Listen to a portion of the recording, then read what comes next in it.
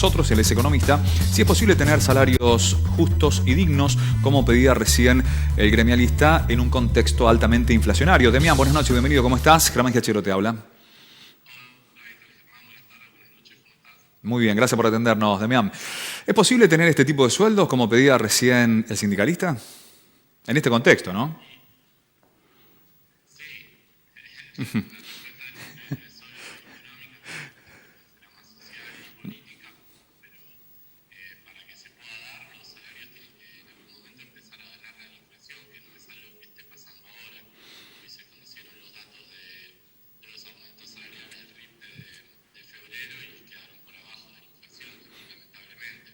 Uh-huh.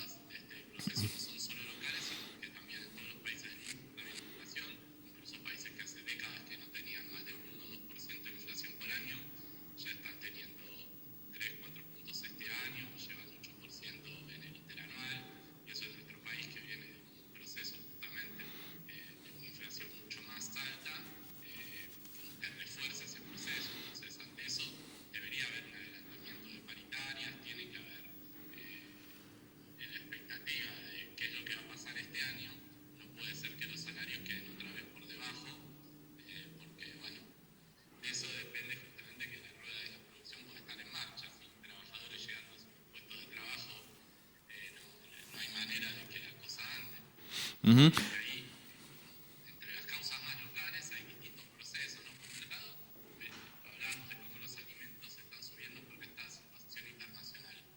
Por otro lado, cómo hay una sequía que afecta especialmente frutas y verduras, que también tienen un componente estacional que está subiendo. Uh-huh. También pegaron fuerte estos meses el aumento de lo que es enseñanza, que sabemos que lamentablemente en muchos sectores urbanos es la educación privada más que la educación pública la que brinda ese servicio a la juventud. Y por otro lado hay una cuestión que tiene que ver con las expectativas, ¿no? Y acá entra el acuerdo con el fondo también. Uh-huh. No sé si lo tienen presente, pero en el acuerdo con el fondo se establece que la devaluación va a ir siguiendo el aumento de los precios para no perder competitividad internacional con respecto a los precios de enero. Parece uh-huh. Central que parte de lo acordado es que tiene que salir al mercado y comprar dólares para que se vaya devaluando más el dólar. Entonces, ¿qué pasa? El empresariado, en todos los sectores que puede, va adelantando en función de prever que se va a dar esa devaluación. Uh-huh. Todavía no se ha dado al ritmo que el propio fondo le pedía al gobierno. Uh-huh. Y que está firmado en el acuerdo. Pero de todas maneras eso empieza a internalizarse de parte de los sectores empresarios. Lamentablemente del lado de los trabajadores todavía no se está desarrollando esa puja distributiva de la manera tal de que se esté pudiendo disputar, porque si continúan los niveles actuales, ¿a qué inflación se llega? O sea, ahora venimos de un 6,7% en marzo, uh-huh. ¿no? Si continúan estos niveles, pero vamos a... entiendo que nadie piensa que vayan a seguir porque está esta presión internacional, pero si la inflación fuera del 6% hasta fin de año, tenés casi un 100%. Claro. Si fuera del 5%, de 80%. 4%, 65% termina el año. Y no hay ninguna paritaria hasta ahora que esté por arriba del 40, 45, 48. No hay forma de que los sueldos no terminen perdiendo de manera concreta y permanente.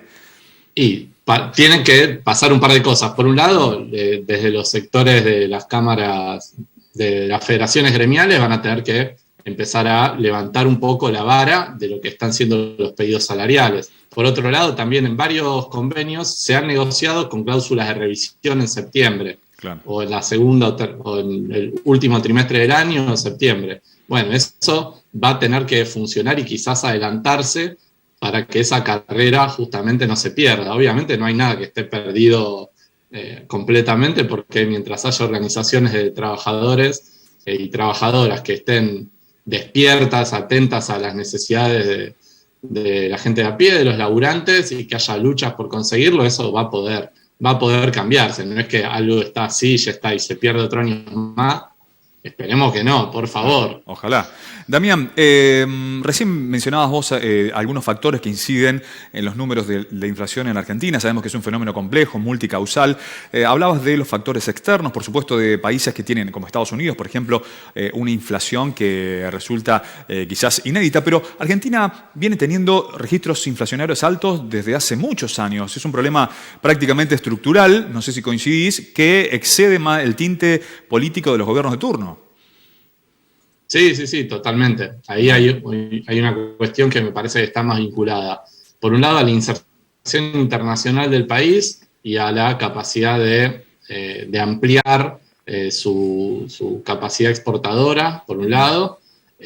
Hay otra cuestión vinculada a cuál es el uso que se les da al excedente de dólares que se obtiene por medio del comercio exterior, porque cuando toda esa masa de dólares que se obtiene en el comercio exterior va a parar a fuga de capitales, termina en guaridas fiscales en Panamá o en otros países, ahí es como termina siendo una canaleta por la que se pierde ahorro nacional o recursos que podrían estar disponibles para el desarrollo local y que al quedar resguardado en dólares, eso le mete una presión también a todo el sistema productivo, porque empieza a internalizarse una especie de expectativa permanente de evaluación y de pensarse que el único resguardo posible es el ahorro en dólares. Entonces ahí hay una pata importante. Y hay otra pata que también tiene que ver con la emisión. Yo no creo que la emisión sea que el Estado emite un peso y aumenta directamente la inflación, sino que también es un mecanismo complejo, pero claramente si el Estado tiene un déficit, debería tratar de cubrirlo mediante impuestos que sean progresivos, y porque en la medida en que ese bache de financiamiento queda expuesto y queda extendido en el tiempo, eso también termina generando una presión inflacionaria a la larga. Entonces, desarmar eso es importante, y es importante también que sea no con nuevo endeudamiento en dólares, como hizo el gobierno de Macri, sino pensar en una salida que también tenga en cuenta el bolsillo de los trabajadores y trabajadoras y que vaya a buscar el dinero donde está en manos de quienes más tienen en este país. Seguro. Damián, te queremos agradecer desde Canal 20 Noticias por este contacto. Bueno, gracias a ustedes, buenas noches y feliz día. Gracias igualmente por anticipado, feliz día para vos. Gracias, Damián García, economista, dialogando sobre la cuestión inflacionaria y los salarios. Y hablando de salarios, hubo un acuerdo